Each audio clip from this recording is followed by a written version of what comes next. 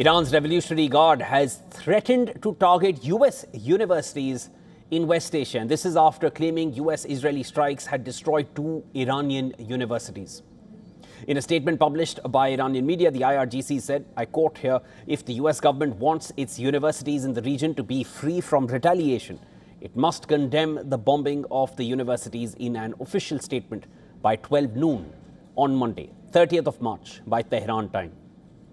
Now, through this statement, Iran advised all employees, professors and students of American universities in the region and residents of their surrounding areas to stay a kilometer away from the campuses. Several US universities have campuses, and these are scattered through the Gulf region. Let's quickly give you a few examples. There is the Texas A&M University in Qatar, the New York University in United Arab Emirates. These are just a few. Strikes overnight on Friday to Saturday hit Tehran, including the University of Science and Technology in the northeast of the capital of Iran, damaging buildings but not causing any casualties. And this is as per media reports.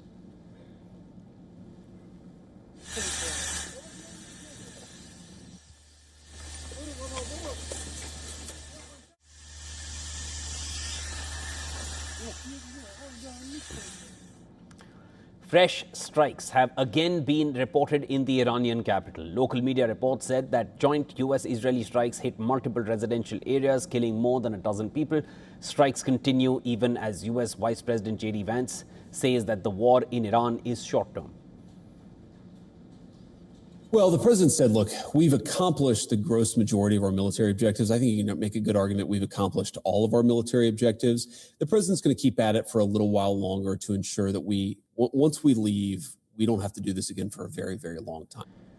But reports suggest otherwise. US officials have told the Washington Post that the Pentagon is preparing for weeks of ground operations in Iran as thousands of American soldiers and Marines arrive in West Asia for what could become a dangerous new phase of the war should President Trump choose to escalate. The officials told the Post that any potential ground operation would fall short of a full-scale invasion and could instead involve raids by a mixture of special operations forces and conventional infantry troops. Discussions within the administration over the past month have touched upon the possible seizure of Karg Island, which is a key Iranian oil export hub in the Persian Gulf, and a raid into other coastal areas near the Strait of Hormuz to find and destroy weapons that can target commercial and military shipping. To discuss more on this and the US and Israel's ongoing war with Iran, I was earlier joined by James A. Russell, professor from Monterey, California, emeritus professor at the Naval Postgraduate School. We discussed this in detail. Here are some of his thoughts. Here are excerpts from the conversation. Listen in. The president has come up with a series of different objectives depending on his mood in the day. It's nonsensical.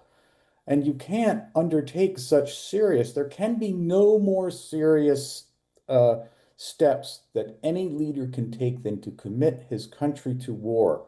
And yet we have a president in the United States that has done this without any clear explanation of the purpose of the war, the threat to the state, and how we as a country would know we had achieved these objectives. It's an absolutely scandalous and terrible state of affairs and of course, as is always the case in these situations, innocent people are being killed because of it, and that's also a tragedy. We can't forget that, we have the United States effectively participating again in this Israeli way of war of targeting residential compounds, blowing up hospitals, firing missiles off at universities. I mean, this is just, it's a sorry day for the American democracy.